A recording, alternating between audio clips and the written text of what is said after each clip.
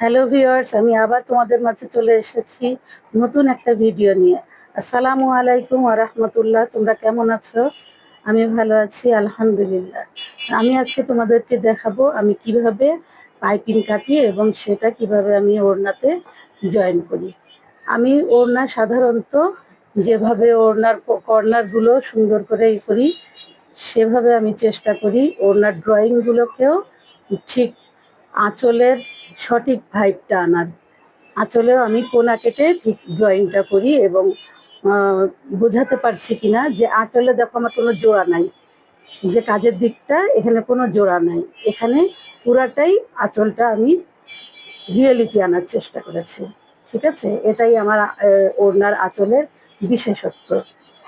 তাহলে তোমরা যে যেখান থেকে দেখছো আমার ভিডিওটা দেখতে থাকো এবং একটা লাইক দিয়ে দিও, ফলো করে আমার সাথে থেকো।